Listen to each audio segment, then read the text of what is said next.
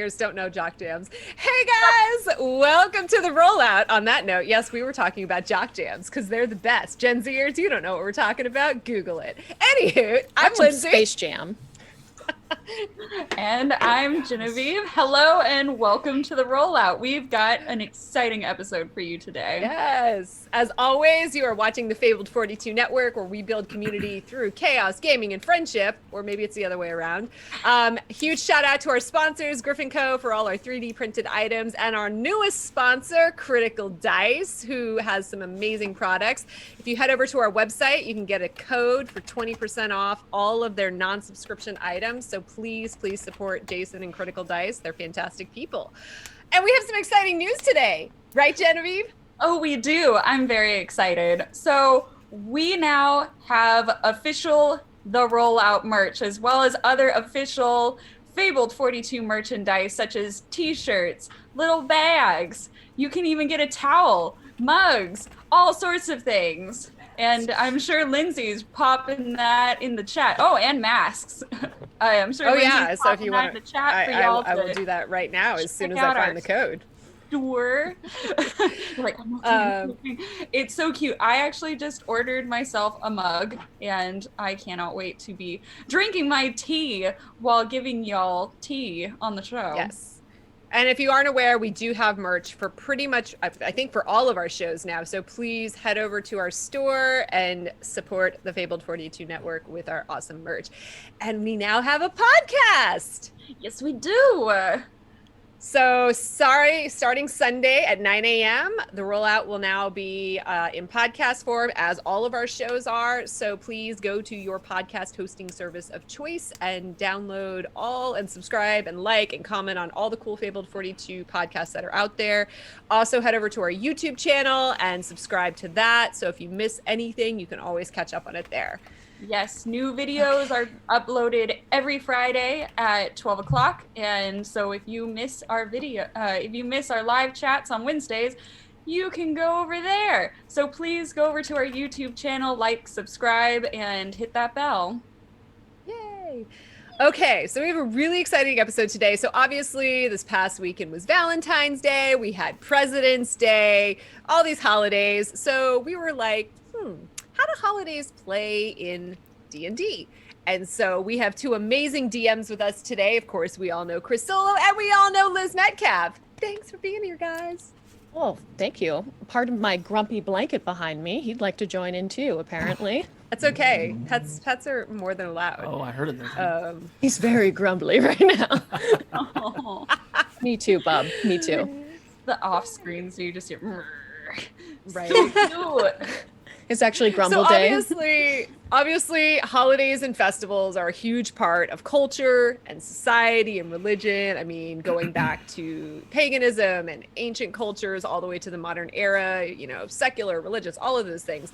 So let's just kick things off with, how either in, actual D&D world, Faerun and what have you, and in, your homebrews, how do you represent holidays, or how are holidays represented within, the TTRPG world? I know it's a huge question, so feel free to break it down. Oh, I'm being tagged in. Okay, very nice. Liz. Oh, it's me. Me and Grumble Blanket. Excellent. Yeah, so I mean, one of the cool things with Faerun and D&D and just since the world is so immersive, there are a lot of really cool holidays that can actually add a lot of flavor and spice to your games. I haven't done as many homebrews as, let's say, Chris Solo, but I said your name. But with that said, it's very cool to kind of just even learn about them. It's something I'd like to incorporate more in my own games, because it really almost adds another level of immersion. Yeah. And kind of like Lindsay was saying too, is it definitely ties back to a lot of real inspired holidays, especially from what I've seen a lot of is from pagan cultures, neo-pagan celebrations, and different things that also tie to ancient civilizations. So I think it's just that extra level that as a DM, you can really make something even more immersive than just, oh, you're fighting monsters and you're on a quest, but it's like, hey, now you're celebrating this holiday, or now you're learning that the clerics, for instance, that worship Talos have a storm ritual or something like that. So I think it's really cool. Love that. Yeah, I would agree. I mean, like, I do come from the homebrew side of things. I mean, but I've taken a lot of it from real holidays, whether it's in our actual culture, if it's from Greek culture, if it's from Forgotten Realms, because I'm trying to have things that tie in that make you feel real. So, like, my players and fans, they are fans of Forgotten Realms. So they know the lore, they know the things. So the best way to get them kind of like in on what's going on in my world is to tie some of those events and maybe just reskin them or rename them to kind of fit what's going on, right? So there is a Halloween-esque event that is in the neighborhood of Halloween. All of my months have 28 days, so that kind of, you know, you have to do some shifting with how things go. But just like Liz had mentioned, it gives you that immersion. It makes it feel real. The whole reason why you create deities to begin with is because then all of a sudden you have something that people worship or look to or call on. Holidays to look forward to not look forward to. You know, there are some holidays that aren't fun holidays in the fantasy world where you're like, oh, that's what we need to come up with a new name for that. That's not really a holiday when people go around killing other things, but maybe we should put that in a different event category or something like that. But it's all about immersion, because then it feels like it's real, right? You have some sort of Christmas event or you know, some other event where, like, if, like she said, like, you're a cleric and you worship, you know, so and so. Like, for example, Lizzie on Realms, she worships Nafa, who's the goddess of life and all things. So, like, there should be, you know, an event that ties into that player specifically. And, you know, as a DM, even if there isn't an event, I should create one. And I shouldn't create one, you know, 11 months from where the campaign is now. I should create one that's like 3 months away where they might actually get to it, you know, so then that player feels even more immersed in that world, because now she's like around a bunch of other Nafa, you know, supporters, and maybe they're all weird, and it makes her question like, oh, maybe I shouldn't support Nafa. This is weird. Right. Well, and one of the things, you know, that's so great about D&D is that you have these characters with all different belief systems. So it's like, yeah, you've got your cleric that has these deities, and then, you know, maybe your rangers and your druids are coming from more earth-based, you know, type belief systems, and how all of that can be built into the world. And also, you know, and like with societies here, can kind of cohabitate, and you find ways to represent. Liz, I know we talked a little bit offline about you know, the influence of paganism and Wicca and so forth into D&D. Why don't you talk a little bit about that? Yeah. So, I mean, we can even look at some of the like solstice celebrations, or like midwinter or midsummer. These are all things that are celebrated, especially in neo-pagan. I mean, I celebrate it. Neo-pagan and pagan cultures of the return of the sun, or the middle of winter. Like, for instance, midwinter, that's the, like, one of the most winteriest points you can get, and the sun's only going to rise from there. Yeah. But another one too, similar to one that we celebrated the 1st of February this year, is Mirror's Imbolc, which is, it's like the first day of spring. But Greengrass is another one that it takes place. It's the first day of spring in the calendar of Harptos, which is the most used calendar across Faerun. And it's very similar to kind of celebrating the seasons and what they bring, as well as harvest. And even stuff like, for instance, sorry, the puppies still. You're talking about Moon and it's howling. I get it. Yeah. But as Dalmatian. But for instance, leaf fall is another, that's actually a more pronounceable term for one of the months, which is kind of like our October or our autumn time. But it's signifying that it's like harvest, as well as getting ready for winter and starting anew again. So it definitely plays very closely to, I think, the pagan calendar, or calendars, because there's so many. And then, but it's very interesting to see also too the equinox being celebrated, solstice, as well as, in addition, like I said, to midsummer. So yeah, lots of parallels there, which is very cool. And with that too, kind of what Lindsay was saying, is depending on, for instance, let's say the deity that a particular resident of Faerun worships, their celebration may be different. So like clerics, Drow even celebrates at some of these holidays, especially winter solstice. Drow love winter solstice. It's very dark. Yeah. And but yeah, it's very interesting to see that there's so many different ways that these can be celebrated depending on the region you're in, which is also great for lore and story, as well as also too character backgrounds. For instance, let's say you have a Drow rogue, and winter solstice is being celebrated, and you can somehow tie that into their story and maybe what they do, or even as a player tie that into your story. So it's very neat. Yeah. So yeah, thank you guys. We're getting some great questions in chat, so keep those coming. Yes. Genevieve, yeah, This was a fun do you want to ask question. that? Yeah, sure. This one is for y'all homebrewers. What is one of your favorite holidays or festivals that you've come up with so far in one of your games? And this could also be something that maybe is not homebrew that you have celebrated that was just, you know, something fun, interesting to do. Yeah, I mean, mine was most recent when we did the donation drive recently with the 3 different gladiatorial events. That happens in my 13th month, which is the month of Azir. Azir is like my Zeus.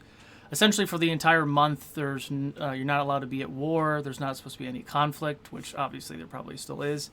But it's supposed to be a month-long festival of games, Olympics, all sorts of other honorable things. It's supposed to be that time where everyone just kind of pauses and chills out. There's some other things that I don't want to spoil too much because we're on the cusp of it in Realms, but it's a fun time to be in the world, because you don't necessarily have to worry about danger, and it's really just about like being, like that constant reminder of like, what are you even fighting for, right? You're fighting for your family, your friends, for your way of life, your culture, but it's kind of that. It's almost like the best way I can describe it without giving away too many things. It's kind of like the Olympics, but imagine the Olympics without any of the games. So you have all the different cultures in the world of Ukador that come to one location, bringing their culture. So then it's like a huge, just amazing festival of food and trade and people and customs and things. And it's just like everyone kind of brings their food cart and everyone just hangs out for a month. That's one of my favorites anyway. Yeah. Liz, what about you? Do you have a favorite that either maybe you've utilized in some of the games you've DM'd, or as a player that you've played through? Yeah, actually, Midsummer, which I'm sure Diane's out there, but Legends of Shao Gal, that's how our pilot, our kind of session 0 took place, was us celebrating this holiday, which is very interesting because it also gave us a benchmark to where we're at in the year. Because I know that's something as players that we ask. It's like, oh, what time of year is it? Especially in the Xylock dynasty, where it's, perpetual darkness, which apparently we're in summer. So still, because the summer just happened not so long ago, so it's only going to get colder. But that's very cool, because even though we celebrated that at the beginning of this campaign, it's something we still reference back to as again like a benchmark, as like where we're at. And even so, like Daffodil had her flower crown too for quite some time throughout the season, and she left it on, oh my goodness, I can't remember his name, but he was Frizz's friend, and we buried him, and it was very sad. That's right, you did. It was very sad. She left it on his grave after her very, very sad song, which was hard not to cry for.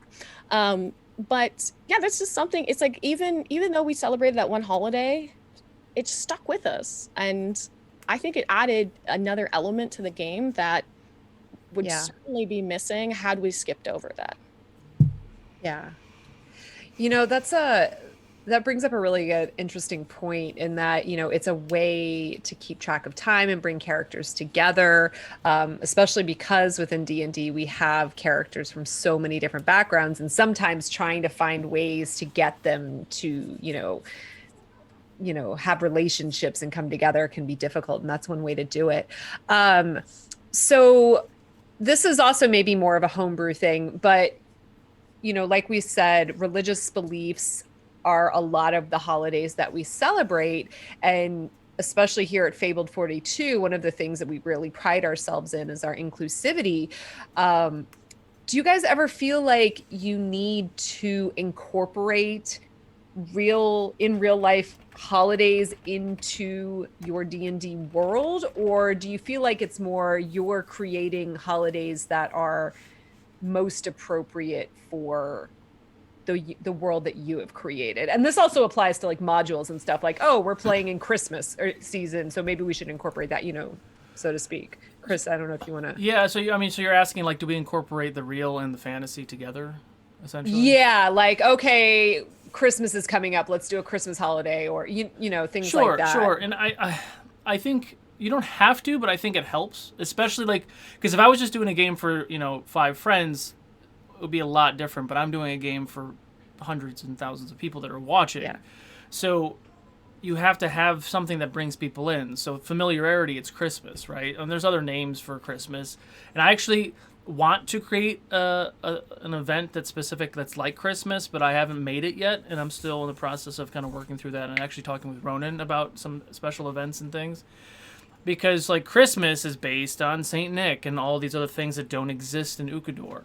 So like, trying to come up with a holiday that really just resembles what Christmas is supposed to be, right? Which is you meet with family, you break bread, or you share things, or you bring things from whatever town that you're from. So you're just kind of sharing things, not so much superficial where we're out, go buy a bunch of stuff to give you a bunch of stuff and then it goes into the garbage kind of thing, but like more about family. And it's not necessarily like buying things, but it's some sort of gathering. And I kind of wanted to have that before my month of Azir, so it would be in my 12th month, because then everyone would be together.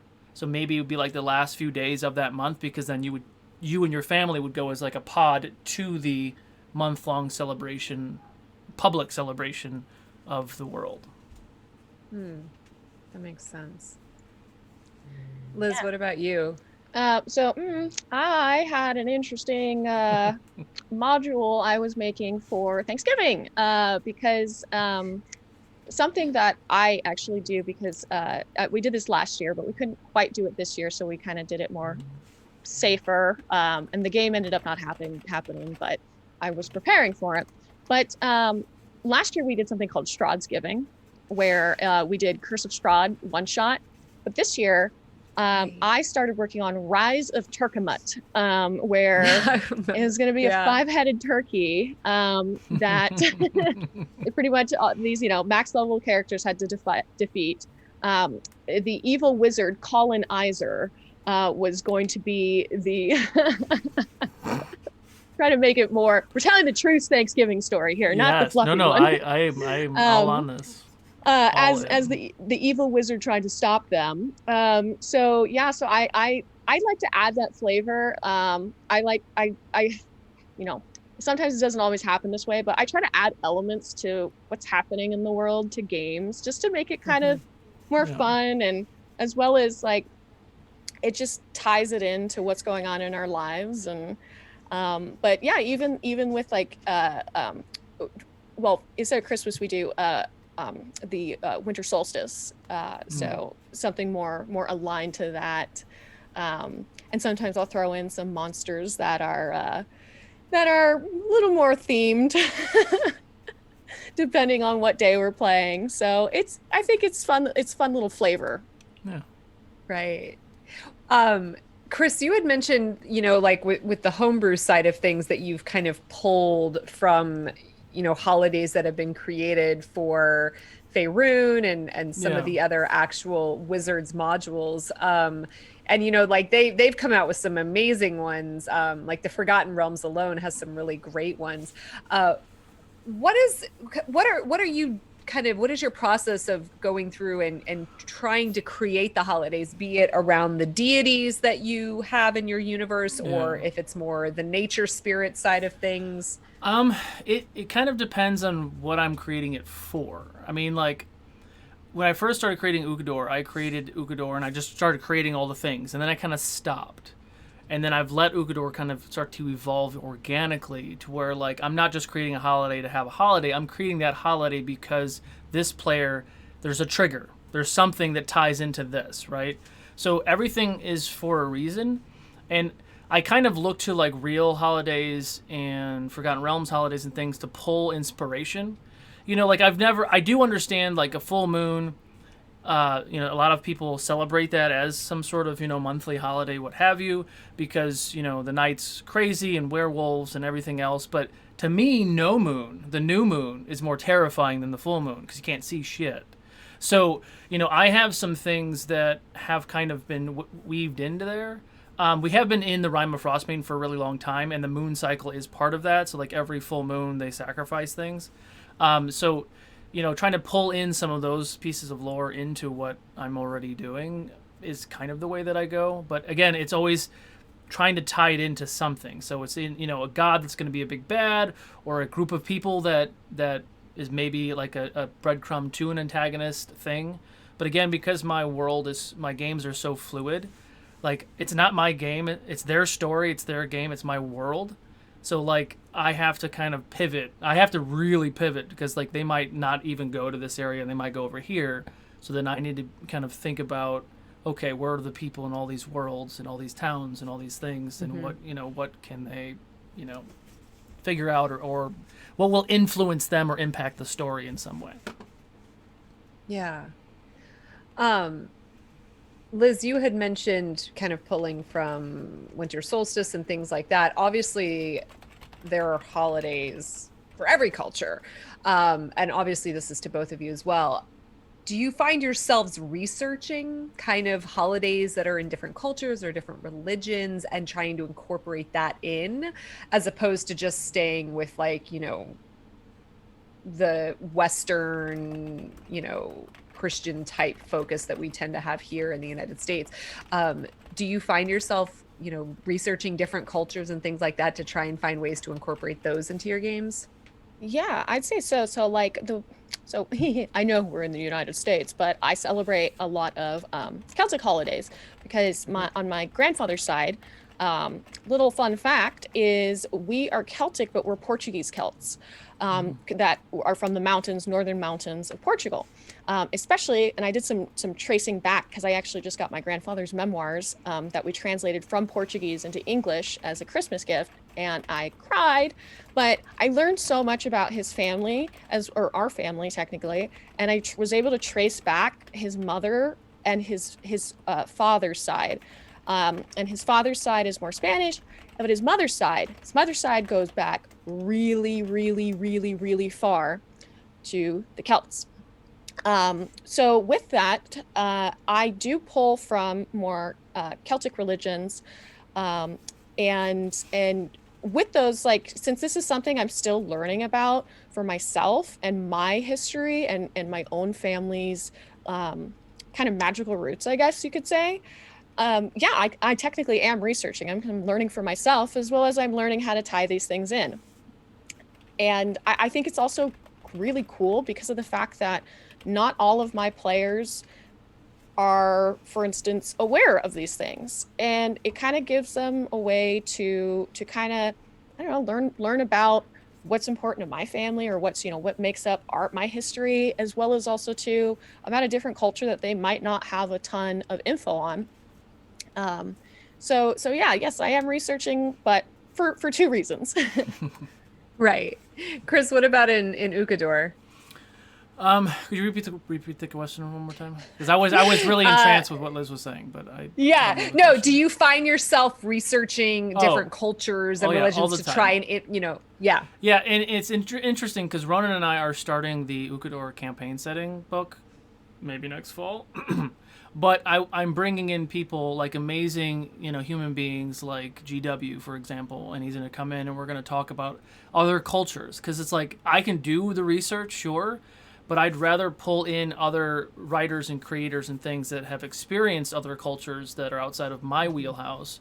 And like my family is South American because I'm Colombian, and I'm pulling from that family's heritage to bring in some culture about this continent.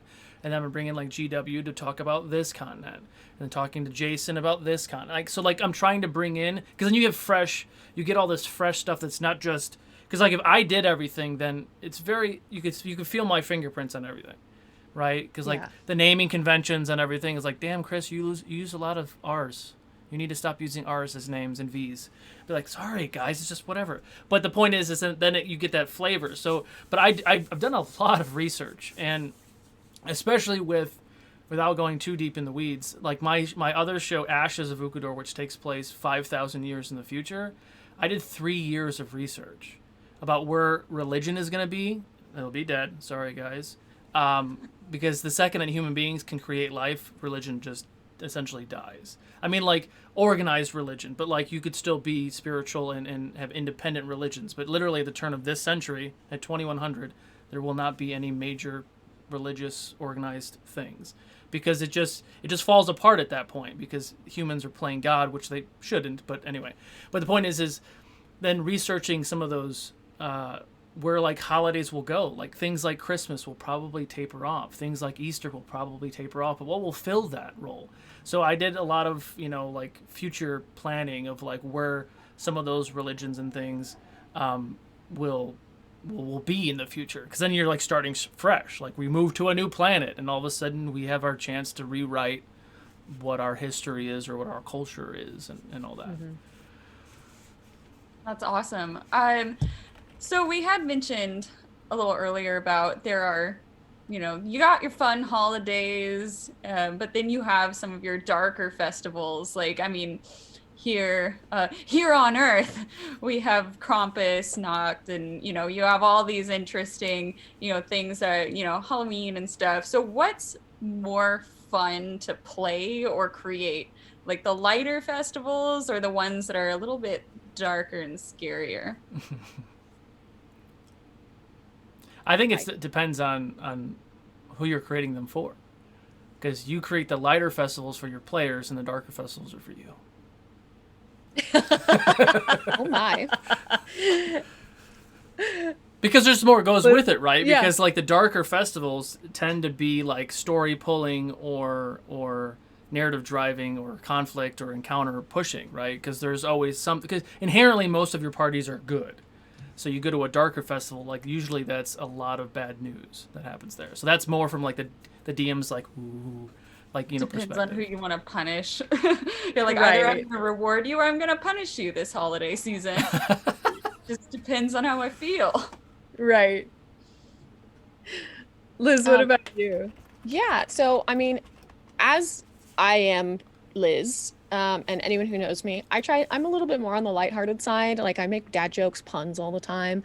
But also too, like even in my personal games, that I know Lindsay's in as well on my Wednesday night ones. I know that life can be kind of hard, especially this last year, and I kind of like to play off of more levity. And especially because like we all can't get together right now, it's a pandemic still. We all got to be safe, and it's just kind of fun to do fun things together, what even online, and just kind of take part and enjoy it. But with that said, I think that the darker ones get really intense, and if you want a good emotional experience, definitely go for the darker ones. Like Solo said, it definitely is more story rich, but also too, I keep thinking back to also too, like the hands sticking up out of the ground and the super creepy stuff happening. Thanks, Diane. We're not, Diane. we're not scarred at all. I really loved the Never. soundscape I was making for that episode. I know, too. like It the was giggles. so creepy. The kids talking. I had who 18 is he? different sound buttons that I was pushing at different times. I was in here just DJing the Right. whole thing. It was awesome. Well, obviously, Liz did our Halloween, our Fabled Femmes episode, yeah. the super dark Halloweeny episode. So, yeah. Yeah, I believe I was a grung warlock who wanted to Oh, be a that's right. tiefling. Zaxxas, I think. Yeah, I remember Zaxxas that. Moog. That was in Diane's, like her first or second Fable Femmes. Yeah. right? Yeah. Yeah, that one was Yeah, fun. that was fun. Very dark. Dark. Very dark. Dang, do you got Very 100? dark for such fun, light characters. Yeah, I was gonna say Right. it's like you better have 120-foot dark vision if you're going into that one. Dark vision of the soul. Everyone you takes can 2 tell levels of that. Warlock so that they get Devil's Sight. Yeah, Exactly. yes. There I we think I go. made my character to be more of like a Scooby-Doo type protagonist. When it Jinkies. should have been more of like a Silent Hill type protagonist. I'm like, we're not prepared. We are Right. underprepared for this level of darkness. I'm on that same Liz- line, like Yeah. have your one-off sort of holiday episodes. I kind of call it like the anime episode because in anime, well, in older anime, there's usually always like a beach episode or like some sort of like holiday episode. And it's always kind of just sitting there, like it kind of pushes the greater narrative along, but it also just kind of stands alone as being like, we're just going to screw around for one episode. But like, what do you guys find that's more fun? Just like sitting down and creating sort of your own like one-off holiday episode or tying it into the greater narrative? I mean, I guess it depends on what you're trying to accomplish, but what do you guys find more satisfying to do? I'd probably say so. Here, I'm all about utility. So I would say I would probably tie it into the greater narrative, because also too back to Diane tying in Midsummer to Legends of Shao Gal. It's definitely like it's great character development, but also it can be so much more than just like, oh, we did this one day and now it's over. It's something that can follow along with the characters. Now, with that said, and something I'm experiencing right now as well in my personal campaign, is sometimes not all players can make it or have jobs and cannot join. So doing one of those quote unquote beach episodes is kind of, it's nice because you can still have game, make it fun, add a little flavor, but also too, you're not missing major story points that you know that some of those players that just can't make it are really going to want to be there for. Yeah, I mean, everything I do is for story. Even my random one shots that we do is still connected to Ugador in some way, shape, or form because I'm obsessed. We understand. I'm sick. But I love those beats, like what Liz is saying, because it's so character building. Because like you're at a festival and there's some kid who's trying to do the hammer thing and he can't do it, right? And he really wants that stuffed animal that's up on the wall or something, right? Or it's fantasy, so it's not a stuffed animal. It's a fucking crossbow or something, right? So he wants that item, that big ticket item. This little like 5-year-old wants that big ticket item. You're not only giving the player choice. He can walk up and be like, I can get that for you, and then he gets it and hands it to him, right? Okay, cool. But what you really want him to do is to help the kid learn how to do it or help the kid do it in some way so then the kid does it. Because then that will sit with that player forever. That will, when he helped old Timmy win that crossbow later on down the line, and we'll pretend that this is not like Saving Private Ryan where then that kid gets older and then shoots you and kills you with that crossbow. Wow. But, again, the dark stuff. But no, that's the point though, is those things, they sit with you. Because, me as a person, like I've never done that. And as I made this scene up just now talking about this scene, we'll say Liz goes in there and she's like, hey little guy, if you get a little leverage or if you hit it right here, it's a little funny, it'll hit ting and it'll work. Awesome, right? And my campaigns, especially if I go to 20, there's a big compound of time. So that's a 5-6-year-old kid, maybe he's 8, right? We'll call him 8. And then maybe we'll fast forward in time like 4 or 5 years. And you guys are in this other town. Maybe it's a couple towns over and you're fighting this big bad. And you're like, oh shit. And like maybe Liz is in some precarious position where she's about to just get one-shotted. And an arrow comes flying from across the way, nails the dude. He falls over. It's that kid 5 years later. Like that ties it in. You're like, oh my God. And then at the table would lose their mind. It's Timmy. Timmy came in. And then I ripped Timmy in half and threw him on the ground. No, I'm kidding. I'm sorry. I'm very Close that story arc forever. Put a nice bow on it. But that's the point, though. Is like you do all these little things because then your players not only feel rewarded, but they feel awarded. Right. So now that they have this thing that they just hold on to. And it's just because you went to some carnival and you just did a thing, you know? Or if one of your love interests is in your party group, you're like, you try to go do something. And that's where natural ones just make it even better, because you do natural one, you miss. You're like, damn. Sorry, Liz, I didn't get you the thing. And then she's like, it's cool. She doesn't look natural 20. You're like, great. Is it cool? Is it really cool? But it's all character building, so it's just fun.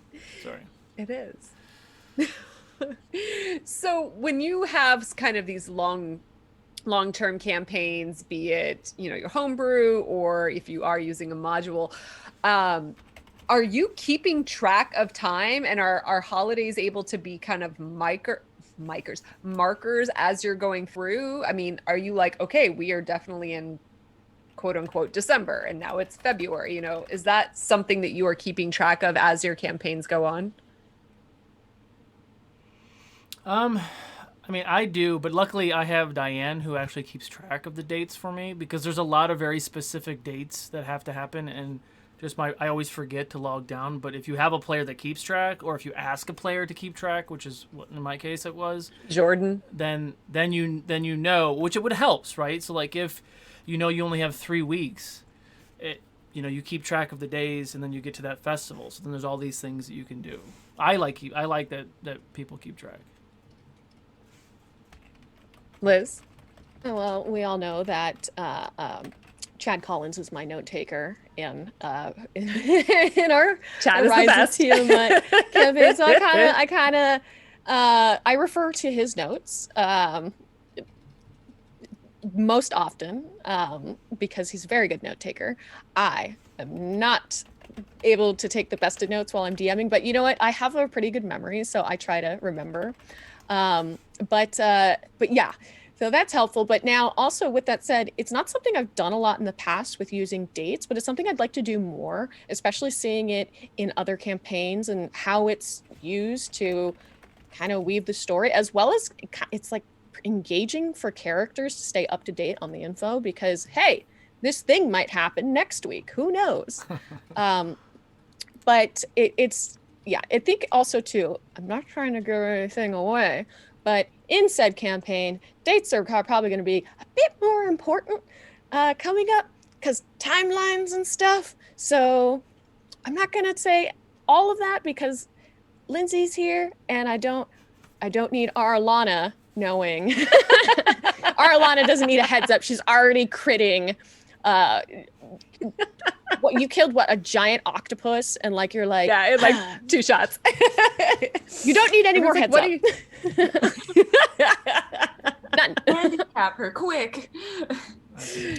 Don't give her any of that information. Yeah. It's always good to have a class secretary in your group. Yeah. It's right. the paladin-y thing to do, because he's the paladin. So he's like, I want to make sure everyone's aware.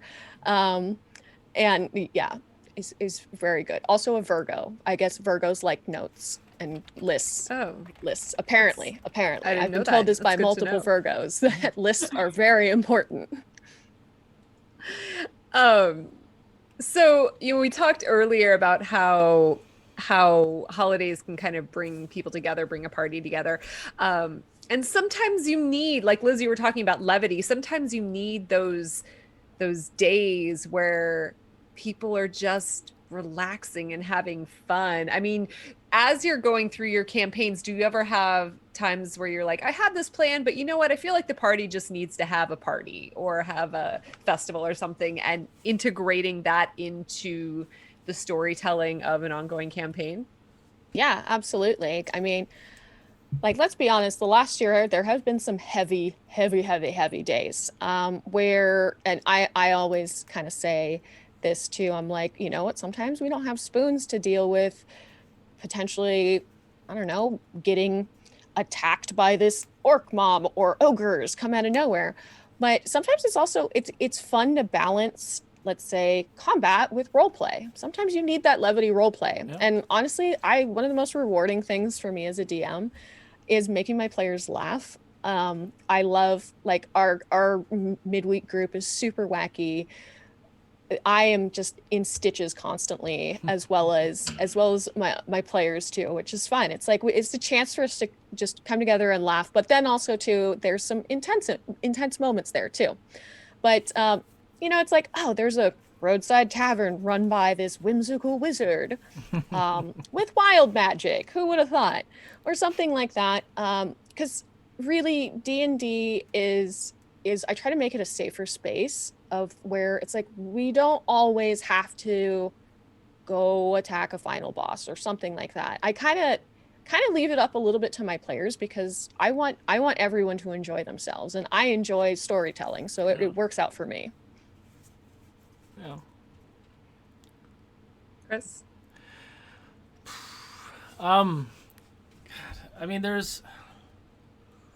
I couldn't have said it better myself, actually. I mean, that is it. It's just one of those things, because you, as a DM, your responsibility is to protect your players and to do temperature checks. If you don't do them out of game, after the game, in the game, you need to be paying attention. Which is actually why I like streaming opposed to being at the table, because at the table, your eyes go down to look at your notes and you miss something, or you're looking at the left side of the table and you miss the right side of the table. I'm looking at my notes while looking at my players, which is kind of a cheat. I mean, I have 4 monitors and all the things, but like I can see all the things, so then I'm always paying attention. Like I'm seeing this player isn't having fun, or we've had too much combat, and I still have combat to go, and they're like on the run, but maybe they trip and fall, and they fall through like a gopher hole or something. And it's like a side quest, and there's like a bunch of gnomes having a party down in the underground or something. And you're like, oh, this is unexpected. We can take a long rest. Thank you. Thank you. Like, when and your players are like, we can take a long rest. Thank you, kind sir. Yeah. Like, they just, and then you kind of decompress, and then, there's a little like mini, hangout party, and then you're back to chasing whatever you were chasing. So, like, you everything about balance, right? I mean, whether it's real life or not real life, like there's a lot of crazy shit happening in our lives, and my goal is always to take the crazy further, and then dial it back as well. So like the real crazy stuff, and you're like, oh my god, like you're sitting on the edge of your seat, and you're feeling alive, your heart is beating really fast. You're like, oh god, what the hell just happened? And then you take a moment, you're sitting down, you're like, oh, we're okay. Yeah. Okay. Like we're okay. We're safe.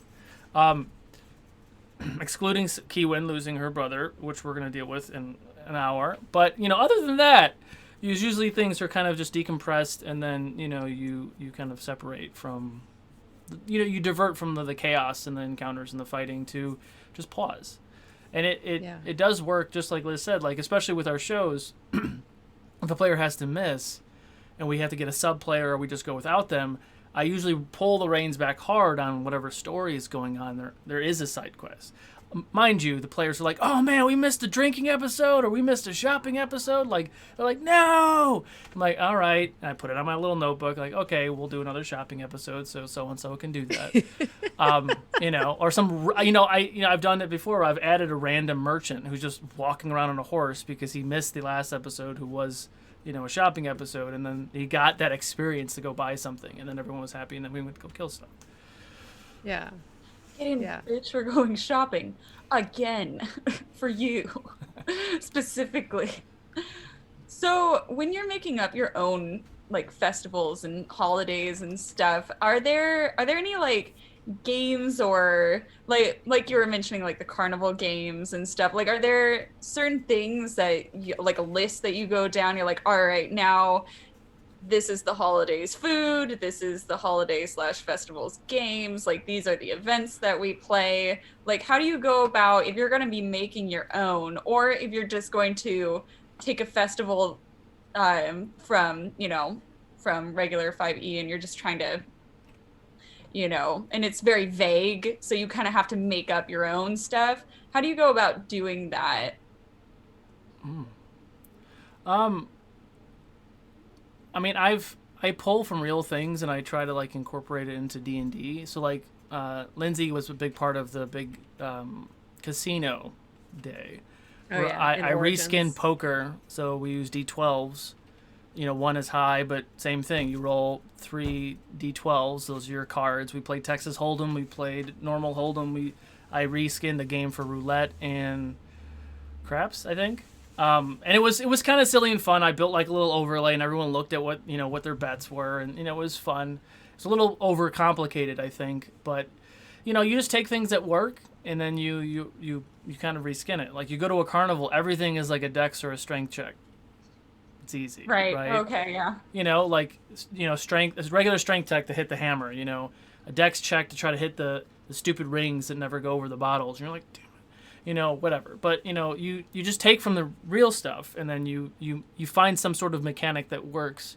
So then they feel like they do something. Because if it's just like verbal stuff and role playing the games, that is fun and there's a time for that. But when you roll a die, you roll a die. Yeah. It just makes it feel more real, I guess. Yeah, I definitely agree with Chris on like definitely make it a die roll, because I even like doing that in things that don't call for it. Like I know Rex has impulse checks. I know Daffodil has more moral checks on if she's going to keep the money or give it to someone else, for instance. But yeah, definitely like you said, acrobatics, dex checks, strength checks, anything like that to kind of make it more immersive. Because yeah, like if you've gone to a carnival, also sometimes the games could be rigged, so that's another interesting thing to add to it. But as far as like the food side of it or like anything like that, I like to pull from other holidays, because food is very symbolic in a lot of especially like again, Celtic holidays. I know Lunar New Year just happened, and there's a ton of symbolism in the food there. But tying it into the holiday, it's like, oh, winter solstice, cranberries, mead, a roast, and more hearty wintry foods. But yeah, and the developing, even if it's something that's brand new, developing some symbolism for it. So again, it just adds that extra layer of immersion and then enjoyment. So it's like also too, your character gets onion rings or something, and you can even add maybe a healing element to it, like a good berry. Or treat it something like that, where the character can actually use this as part of their adventure.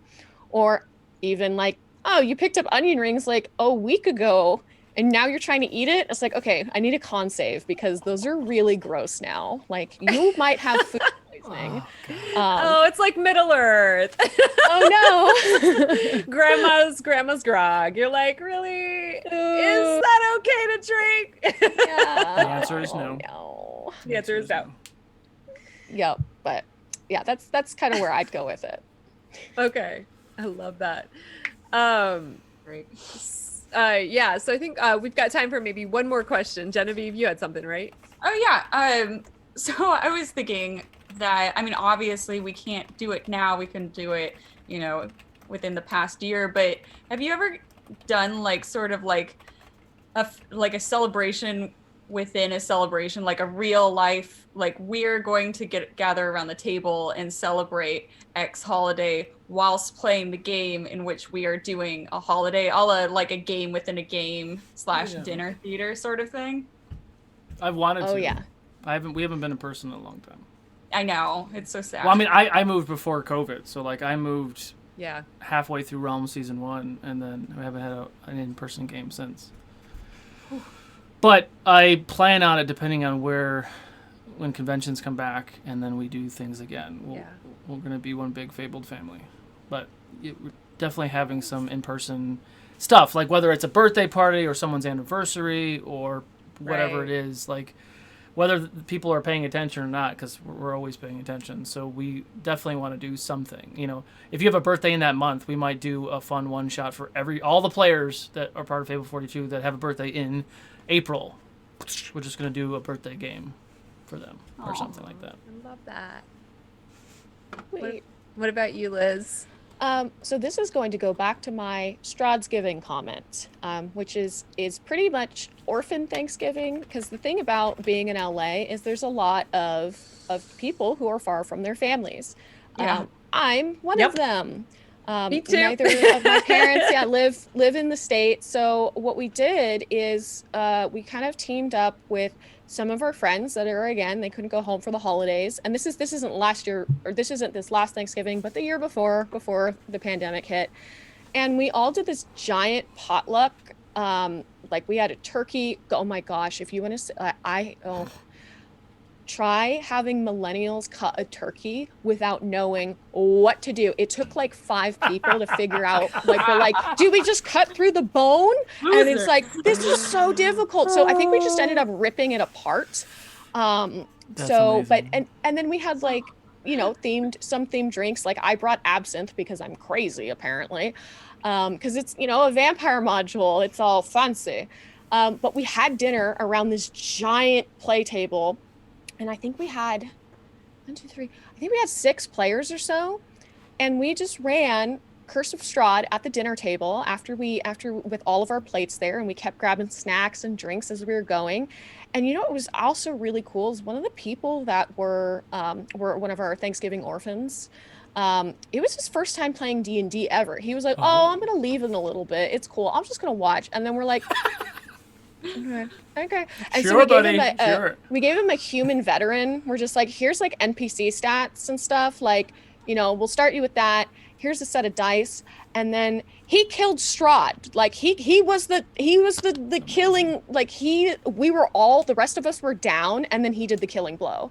And we were just like, Nice. and he's That's screaming. a great way He's to like, be introduced. And then my friend Kai gave him the set of dice he was using, and he's like, welcome to D&D. Like, this is awesome. Well, and now that we have the Heroes Feast cookbook, I have like all these ideas of like Yes. together in-person holiday, Yes. events to have with people doing different foodie things. Yeah. Because food is always so important, like you All the said. bookmarks. Yes. Yeah, Well- I want to make all of those. I know, right? Well, thank you guys so much for joining. This was so much fun learning about different holidays and events and things like that. You guys were so fun to talk to. As you can see, follow them on social media, see all the cool things that they're doing. Liz always has some amazing art that she's posting and everything. And so please keep up and make sure to check out our YouTube, our podcast, like, subscribe, all of those things. We have next week very exciting guests. We have 2 of the founders of Beetle and Grimm are going to be on the show next week. So we are very happy about that. So please come back next week for that. And then we have our raffle giveaway. Yes, we do. We have things to give away in a raffle. So Free stuff. free things. So to enter into the raffle, please type in code FESTIVAL into the chat. So that is festival. And please stay to the beginnings of the Realms of Ukador in order to see who the winner is. And please also watch the Realms of Ukador, because Please do. Because trauma. Yay. That. Yay. That. Yay. Yay! Yay. Yay! All right, guys. So yeah, come back here in 30 minutes for Realms of Ukador, and we'll see you next week. Yes. Bye, everybody. Thank you.